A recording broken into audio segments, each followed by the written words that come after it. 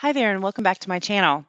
So this is my All Over It podcast on Kent Hovind Made Me an Atheist. Today, this is part 2 of my series. It is my answer. This series will end up being my answer to how I went from a fundamentalist Bible-believing Christian to someone with no belief in any imaginary friends or magical beings. Oftentimes I get a lot of pushback from my friends who knew me while I was a believer, and I always like to point out that Philippians tells you to work out your own salvation with fear and trembling. And trust me, when you genuinely believe this is a matter of heaven or hell, you do work these things out with fear and trembling. And this is me saying I did work out my own salvation.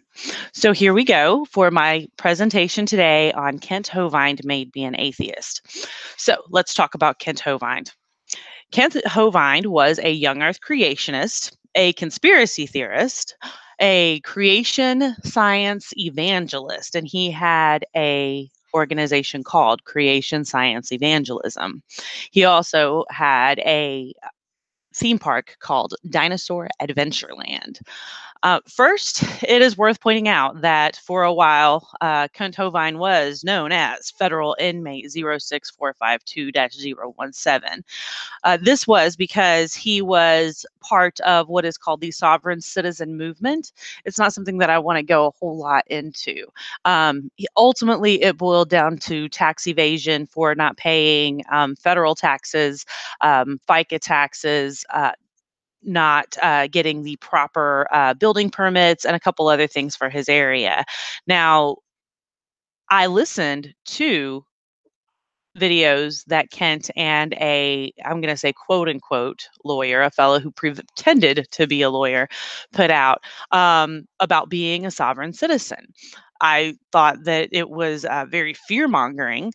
They might be out there on YouTube or somewhere in the world for viewing. I was not able to find them. Honestly, I didn't search very hard because it doesn't have a whole lot to do with my podcast. I do want to say that when it came to this, Kent genuinely was a true believer. He did not think highly of the government or the federal government or his obligations to the government. Be it in his area or to the federal government. He didn't feel like he was answerable to them, even though he took a lot of steps to hide assets and other things once he had gotten in trouble. He stood in court saying, I don't understand why I'm in trouble, but he did understand at least what was on the line. He had several run-ins with the law, all of them which can be viewed on Wikipedia if you want the details of that. I just ultimately, along with many other people, think it is awfully ironic that while he takes the Bible literally, he did not take the idea of giving unto Caesar what was Caesar's very literally. This is what brought me to Kent Hovind, was my researching the Bible, looking for the answers that I started asking very early on. Did the worldwide flood happen? How can we explain the different types of people? If everyone came from Noah, all kinds of things along those lines. And so that is how I came across Kent Hovind, was searching for answers to the Bible. Now, Kent Hovind will boil things down. You're going to see this very black and white theme all the way through anything that you listen to of his, and this brief presentation of mine. He says that there are two ways to look at the world, and that's called your worldview. There's the humanist worldview. And that humanist worldview says man is God and answers to no one. And there's the creationist worldview. And I did a bad job taking this screenshot, but it basically says there must be a creator, so I'm created. Therefore, there is a God. The humanist worldview is bad, and the creationist worldview is good. You have a humanist worldview, you're going to hell. You have a creationist worldview, you're going to heaven. He calls all of this the Hovind theory. Now, he'll say, when it comes to the Hovind theory, when it comes to his scientific claims, I can't prove any of this. It's just what I think it was like. But he has a very elaborate theory. So I'm going to touch on it very, very briefly. Now, he says that the theory of creation, the idea of evolution, I'm sorry, my apologies. The idea of evolution started in the Garden of Eden because Satan said to Eve, "You can be like God." And of course, our humanist worldview says man is God and answers to no one. This is, I believe, a screenshot from one of his presentations. He also believed that dinosaurs and humans coexisted, Tyrannosaurus rex, among many other creatures, among them poisonous creatures. They were all vegetarians because there was no death before the fall. So they were all vegetarians. They coexisted with man. And so I have to pull out my Jesus riding a dinosaur picture. He also believed that there was a canopy that covered the earth that was called the firmament. This canopy is part of what caused the flood. The math and the science behind just how impossible this is, how much heat would have been generated for the type of rainfall they were pointing to, is impossible. The earth would have baked off into nothing if it got as hot as they say it did. But nonetheless, it's also part of his Hovind theory, that there was a vapor canopy that covered the earth. The vapor canopy refers to the firmament, and the firmament is there no longer. It was part of the air that we breathed. So basically, the Hovind theory says the earth and the universe is about 6,000 years old. All of Earth's geology was caused by a worldwide flood that happened in the time of Noah. That all the animals went onto the ark, many of them as babies. That's how they fit. Even in Answers in Genesis, there's a fellow who said it would have made sense if he just carried a whole bunch of baskets of eggs for certain creatures, to get them all on there 2 by 2. They say evolution in science is a religion, and you have to believe in a literal Genesis, basically because your eternal soul is on the line. Not only do you have to believe, but you need to be teaching your children that this is science and fact. And I took another screenshot here of exactly how he breaks this down. He says, "Who cares about the age of the earth?" And the first reason that you need to care is because the credibility of Genesis is at stake. The next reason was the credibility of Jesus was at stake. Since Jesus believed in Genesis, we need to believe in Genesis because we believe in Jesus. Nearly every other book in the Bible refers to Genesis, they say 200 times in the New Testament alone. So not believing in Genesis means that the rest of the Bible falls apart, which actually were the seeds of my walking away from religion when this book that I absolutely positively had to believe in, that I believed this as Kent Hovind laid it out, and that I would say that these are all true statements. And when Genesis fell apart for me, so did the rest of my ability to believe. Now, I did try for a while to hold on to some maybe mythicists or just generally spiritual ideas, but they didn't stand up over time. By the time that I had actually started researching the science behind a lot of this, I was also listening to a lot of skeptics. And skeptics, it's worth listening to the other side of the story for sure. Now, having said all of that, I am not a scientist. The scientific arguments that Kent presented were impressive to me. I had actually genuinely not finished high school. I did go on to college, but I didn't finish high school. And so there might be a lot of science there that I missed. I knew the scientific method. I knew that the idea of saying that evolution is just a theory was misrepresenting what a theory was, but I did let that one slide. I'm not here to dismantle their arguments. I'm going to show you what got me to question the arguments that were being put forth by Kent Hovind along with other creation ministries. So if you want to know, more of the science, I would suggest you listen to Kent Hovind and then take a look at the science.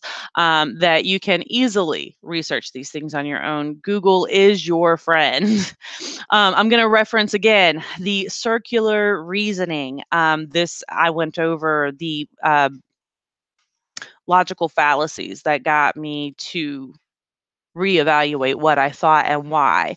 And with Kent Hovind, there is definitely the circular reasoning, but they will admit that the presupposition, the thing that they believe before they go forward, is the Bible is the Word of God because the Bible tells us so. Um, that is what they are not willing to question. However, from there they get very intellectually dishonest and present the work of a lot of other good scientists and try to dismantle that or try to use it for an argument for creation. And oftentimes, what I find in Kent Hovind's lectures is that he's always presenting what is a false dichotomy, claiming that it's either the humanist worldview or a creationist worldview. It's science versus religion, saying since science is religion, it's science versus Christianity, science versus Genesis, science versus the Bible, which the scientists aren't even coming to play. They don't even want to jump in the ring, but creationists oftentimes, especially Kent Hovind, are always trying to bring creationists into their ring for a fight. And these false dichotomies, the setting up of genuinely straw man arguments, that the devil is science, the bad guy is the one who has a humanist worldview, the bad guy is someone who's not a Christian, the bad guy is the devil. These constant straw man arguments had me having to take a closer look at what it was they were saying.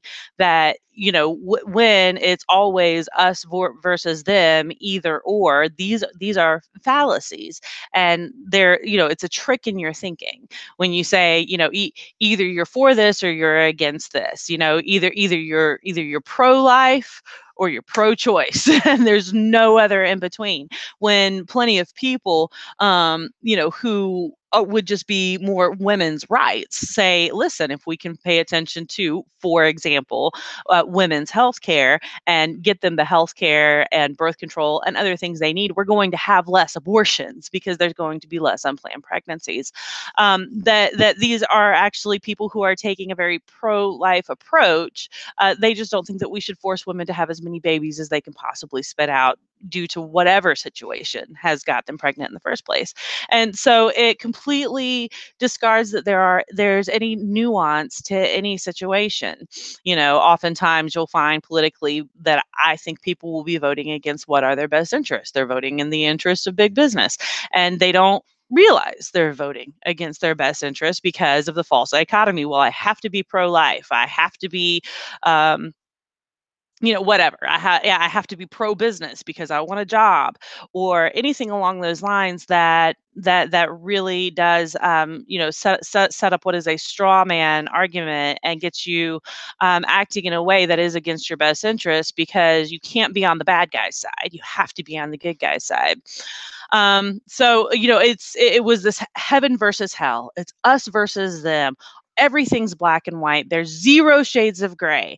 And it is, I love this quote here, it is never just disagreement, but always the intellectual dishonesty that is the apologist's worst enemy. And I like this part. And its apprentice is ignorance. And this is true.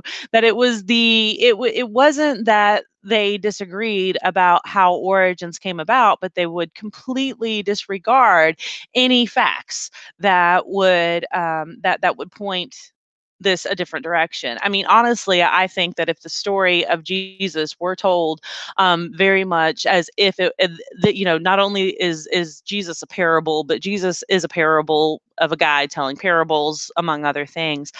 There was a story I came across about how Jesus came from pagan origins, and this is, I think, relatively well established. However, the fact is, the fellow who presented that argument was still a minister in whatever denomination of Christianity he was a part of. And he thought that the story of Christ being told from the perspective of, this is the everyman trying to become a better man. The eternal struggle that we all engage in, I thought was very an enlightened view on Jesus, for one thing.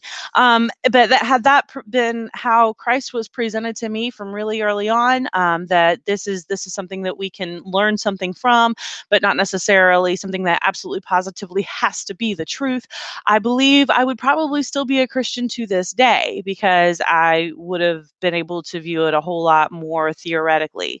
And one area of intellectual dishonesty, outside of my example of, being pro-choice or not, is in the area of climate change. Because one of Kent's biggest arguments is, how do you know? Were you there? Did you see how the earth was formed?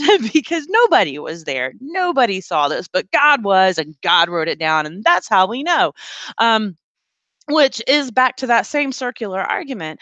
But I genuinely feel that this is an area of intellectual dishonesty, because they will admit, that God gave man dominion over the earth and over the animals.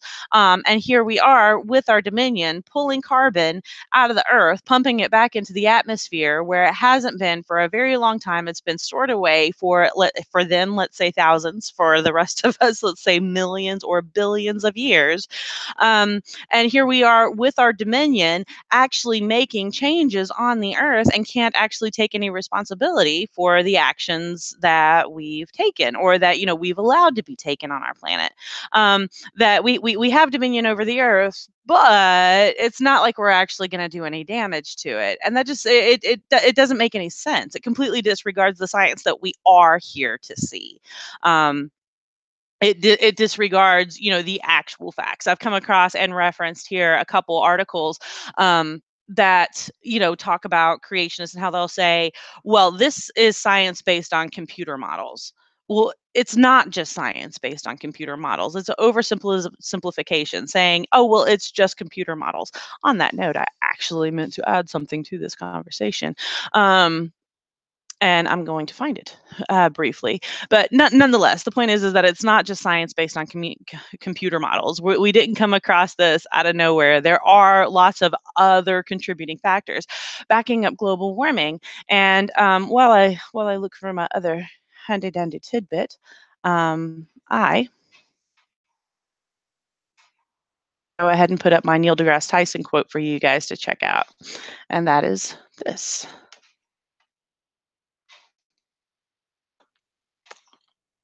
There we go.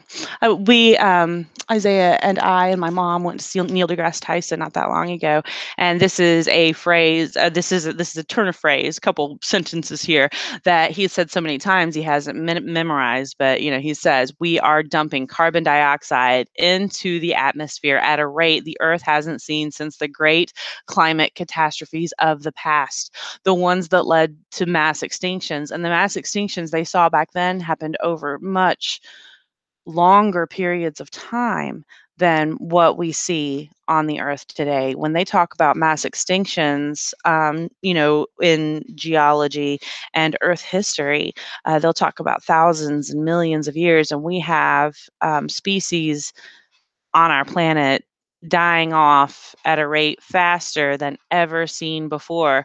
Guess what? We are here to see that. I can see that. We do know, Kent. We know because we're here. Yes, we can see it. That's how we know. But when it comes to, but because science has to be the bad guy. Um, because science has to be the bad guy, they can't admit that um, like new science actually has any basis in fact. And so here was the thing that I really thought was worth adding and sharing, and I'll get it in the description. But this is the timeline of Earth's average temperature as put out by XKCD. So I'm going to go ahead and maximize this real quick, and you guys can see all the all the stuff I've been doing on my interwebs. And this is since the last ice age glaciation, right? So 20,000 years ago, 20,000 years BCE, before Common Era. So 20,000 years before Christ, which of course wasn't a time period that actually happened according to Kent, because the Earth is 6,000 years old. Nonetheless, you see, start of our timeline right here. And like I said, I'm going to post it. Hopefully, you can see the link. But it's always interesting to see what he does. It's definitely a fascinating, interesting read. He inserts all kinds of nifty, cool facts. Like humans came to North America, but of course that had to happen sometime about 3,500 years ago. Humans reach Argentina. I mean, it was just such a cool read. And so here we get to where temperatures normalize for a while. There was a whole bunch of coldness in people. Temperatures got warmer and normalized, and you see as it goes, and he made it nice and big, right? Which was the other thing that I appreciated in this in this animation, because this is where we get steam engines, industrial revolution, world wars, and this is the change that we see. And that's how drastic that it is. Even from what we have been able to observe, let's just say the past 2,000 years, however far back we can go for evidences.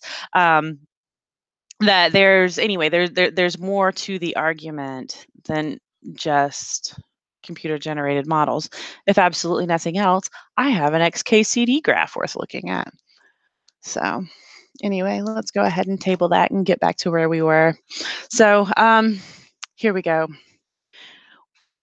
We just can't seem to break our addiction to the kinds of fuel that will bring back the climate last seen by the dinosaurs, a climate that'll drown our coastal cities and wreak havoc on the environment and our ability to feed ourselves. And I don't understand, the global climate change could easily be demonstrated by a worldwide flood, right? A worldwide flood drowned everything, covered even the mountaintops.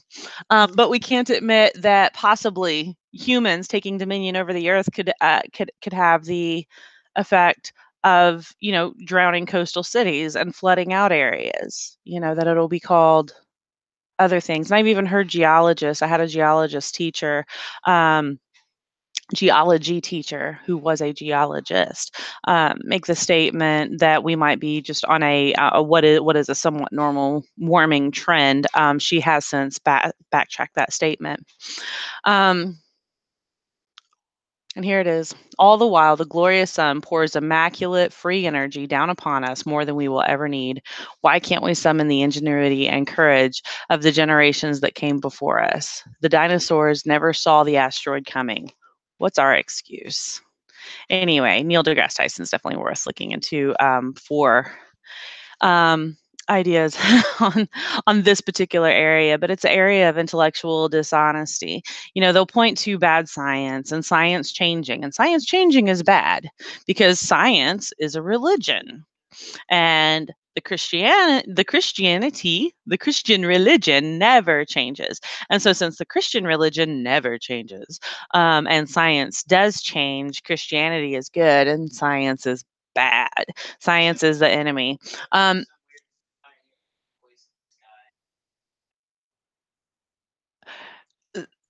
So here were the three questions that Kent will often summon on. He will say, were you there? Did you see it? How do you know? Right?